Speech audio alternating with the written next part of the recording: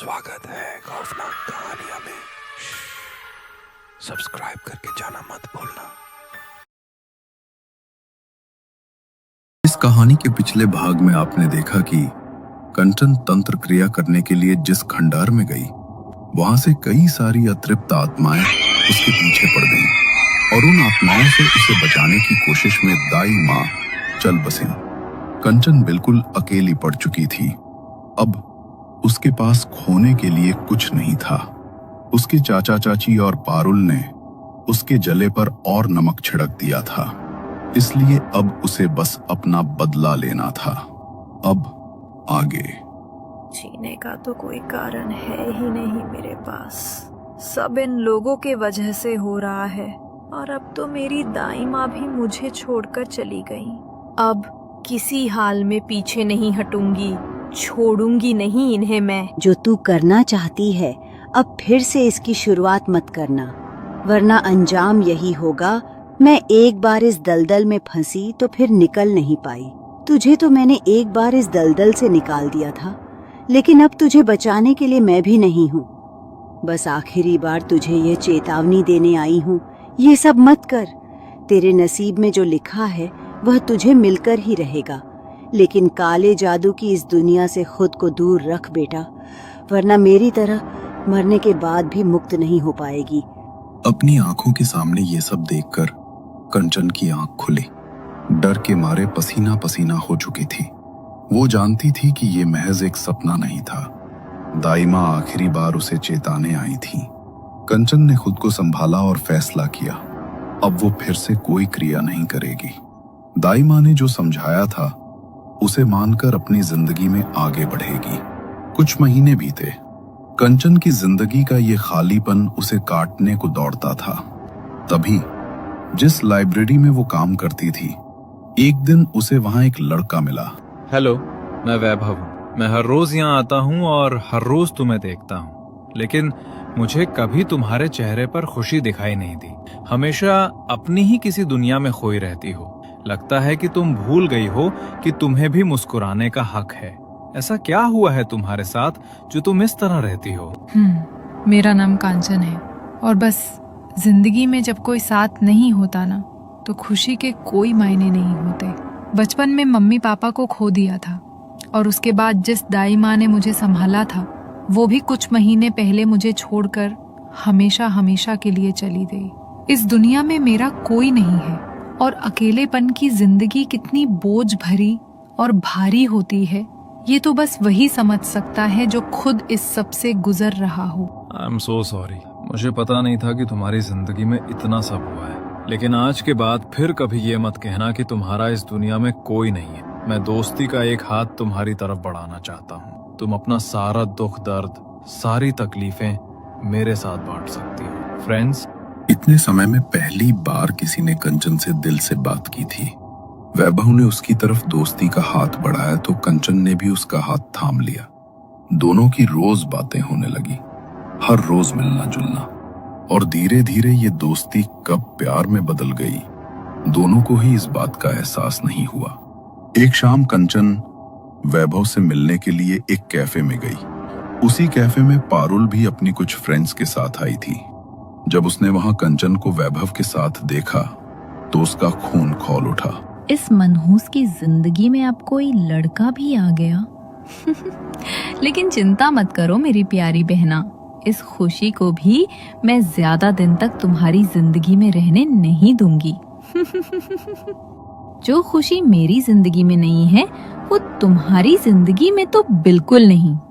जैसे तुम्हारा घर और सारी प्रॉपर्टी तुमसे छीनी है ना, इसे भी बहुत जल्द तुमसे छीन लूंगी। कंचन और वैभव के रिश्ते को अब कुछ महीने हो चुके थे। कुछ देर बाद वैभव और कंचन वहां से निकल गए और पारुल ने उन दोनों का पीछा किया। वैभव ने कंचन को उसके घर पर ड्रॉप किया और वहां से निकल गया। पारुल भी उसकी पीछे पीछे अपनी गाड़ी से जा रही थी। उसने वैभव के घर का पता लगाया और धीरे धीरे उसकी डिटेल्स निकालनी शुरू की। जहां वैभव नौकरी करता था, पारुल ने भी कुछ समय के लिए उसी कंपनी को ज्वाइन कर लिया और उसके साथ अपनी दोस्ती बढ़ा ली। तुम जानते हो वैभव, मैं आज तक जितने लड़कों से मिली हूँ तुम उन सब से अलग हो। मुझे लगता है शायद मैं तुम्हें पसंद करने लगी हूँ। मुझे माफ करना पारुल, लेकिन मैं पहले से ही एक रिश्ते में हूँ। जानती हूँ, और मैं ये भी अच्छी तरह जानती हूँ कि वो लड़की कौन है। कंचन की ही बात कर रहे हो ना तुम? हाँ, लेकिन तुम कंचन को कैसे जानती हो? तुम्हें ये सब कैसे पता चला? वो मेरे बड़े पापा की बेटी है, लेकिन उसके जितना मनहूस कोई नहीं है। पहले अपने माँ पापा को खा गई और फिर दाई माँ को भी। मुझे समझ नहीं आता कि तुम्हें उसकी सच्चाई दिखाई क्यों नहीं देती, और आखिर तुम उसके साथ रहे ही क्यों रहे हो? तुम्हारे पास अच्छी जॉब है, इसलिए वो तुम्हें इस्तेमाल कर रही है। उसके पास है ही क्या? जरा दिमाग लगाकर सोचो वैभव, क्या तुम उसके जैसी लड़की को डिजर्व करते हो? फैसला तुम्हारा है। तुम मेरे साथ रहना चाहते हो या उसके साथ? पारुल ने वैभव को अपनी बातों में फंसा दिया और धीरे धीरे उससे नजदीकियां बढ़ाने लगी। अपने बर्थडे पर पारुल ने वैभव को घर पर इनवाइट किया, और जब वैभव ने उसका घर देखा तो उसकी आंखों में लालच फूट पड़ा। ठीक ही तो कह रही थी पारुल। पता नहीं मैं क्यों उस कंचन के साथ फंसा हुआ हूँ। ना तो उसके पास पैसा है, ना खुद का घर। जिंदगी भर बस मुझ पर बोझ बनकर रहेगी। पारुल तो अपने माँ बाप की इकलौती बेटी है और सब कुछ उसी का रहेगा। थोड़ा दिमाग लगा वैभव और पलट दे पूरा पासा। कुछ ही दिनों में दोनों के बीच अब अफेयर शुरू हो चुका था, जिसके बारे में कंचन को कोई भनक भी नहीं थी। 1 साल तक वैभव के साथ रिश्ते में रहने के बाद अब वो उससे शादी करना चाहती थी, क्योंकि घर में अकेलापन उसे जीने नहीं दे रहा था। वैभव ने धीरे धीरे उससे मिलना भी कम कर दिया था। एक दिन बहुत जोर देने के बाद जैसे तैसे कंचन ने वैभव को उसी कैफे में मिलने के लिए बुलाया। उसका बर्ताव कंचन को बिल्कुल बदला हुआ लग रहा था। मुझे समझ नहीं आ रहा कि आखिर तुम्हें हुआ क्या है। इतने दिनों से ना तो तुम मुझसे ठीक से बात कर रहे हो और ना ही मिलने आ रहे हो। मैंने तुम्हें यहाँ इसलिए बुलाया है क्योंकि मैं चाहती हूँ कि अब हम दोनों शादी कर लें। मैं अब और अकेली उस घर में नहीं रहना चाहती। वहाँ अकेले मेरा दम घुटता है। माफ करना कंचन, लेकिन मैं तुमसे शादी नहीं कर सकता। मैं किसी और से प्यार करता हूँ और उसी से शादी करूँगा। क्या? ये सब तुम क्या बोल रहे हो वैभव? तुमने तो कहा था कि तुम मुझसे प्यार करते हो, और अब तुम कह रहे हो कि तुम्हें कोई और पसंद आ गई। ये कैसा प्यार है तुम्हारा जो साल भर के अंदर बदल गया? ये सब सुनकर कंचन की आंखों में आंसू आ गए। तभी वहाँ पारुल आई और उसने वैभव का हाथ थाम लिया। ज्यादा रोने की जरूरत नहीं है कंचन मैडम। अच्छी तरह जानती हूँ मैं कि वैभव को फंसाने के लिए तुमने ये सब ड्रामे किए हैं, लेकिन मेरी एक बात ध्यान से सुन लो। वैभव सिर्फ और सिर्फ मेरा है।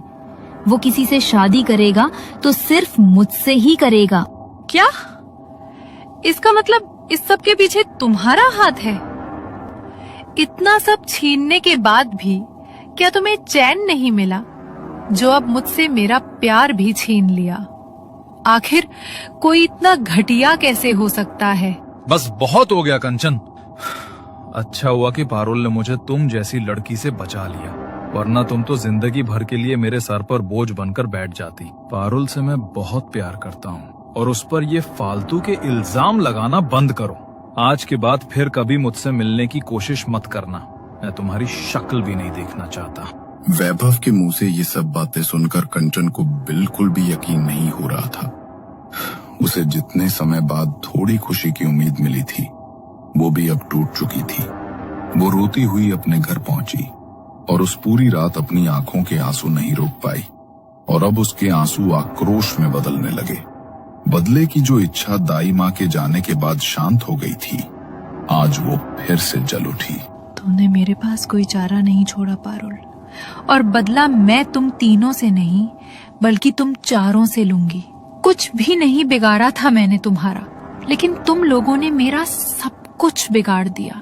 आज से अपनी मौत की उल्टी गिनती गिननी शुरू कर दो तुम सब, क्योंकि अब जब तक मैं तुम लोगों से अपना बदला नहीं ले लूंगी, तब तक चैन से नहीं बैठूंगी। कंचन ने दाई माँ की तस्वीर देखी और उनके कमरे में रखी संदूक से वो किताब निकाल लाई।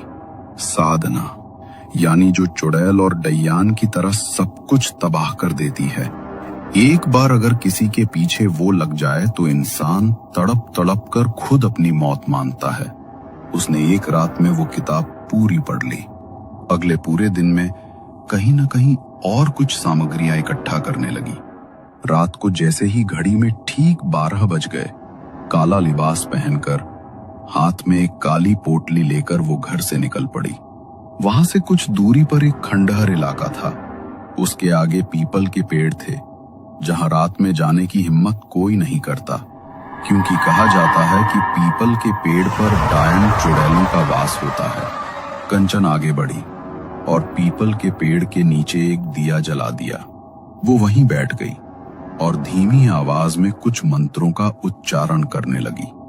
जैसे ही उसने मंत्र बोलने शुरू किए, वहां एक अजीब सी हवा चलने लगी। हवा की सरसराहट में किसी शक्ति की मौजूदगी महसूस हुई। पेड़ में हलचल हुई। पत्तों की सरसराहट कंचन के कानों में पड़ रही थी, जैसे कोई पत्तों से सरकता हुआ पेड़ से उतर रहा हो। कुछ देर बाद कंचन ने अपने कंधों पर कुछ भारी महसूस किया। वो समझ गई कि जिसे वो बुला रही थी वो आ चुकी है। उसने पीछे मुड़कर नहीं देखा, बल्कि पोटली से एक मुर्गी निकाली, जिसके पंजों और मुंह को उसने रस्सी से बांधा हुआ था। उसने मुर्गी को दिए के बगल में रखा और पोटली से धारदार चाकू निकालकर उस मुर्गे की बलि चढ़ा दी। कुछ मंत्र बोलकर उसने ये क्रिया पूर्ण की। उसके कंधे अभी भी भारी थे। वो घर लौट आई और जैसे ही घर का दरवाजा खोला, दहलीज के अंदर कदम रखा, तो वो शक्ति उसके साथ घर के भीतर प्रवेश नहीं कर पाई, क्योंकि उसने ये क्रिया करने से पहले ही अपने घर को चारों तरफ से कीलों और बांध से सुरक्षित कर दिया था। फिर उसने उस शक्ति को आदेश दिया, तुम जानती हो तुम्हें क्या करना है। एक एक करके उन्हें बर्बाद कर दो, खत्म कर दो, तड़प तड़प कर मारो उन सबको। जिस तरह उन्होंने मुझसे मेरा सब कुछ छीना है, उनसे उनकी जिंदगी छीन लो। दरवाजे के बाहर खड़ी वो शक्ति भयानक तरीके से मुस्कुराई और एक ही पल में कंचन की आंखों के सामने से कहीं गायब हो गई। कंचन ने तुरंत घर का दरवाजा अंदर से बंद कर लिया और उसी वक्त उसके असली घर के दरवाजे पर, जिसे उससे छीन लिया गया था,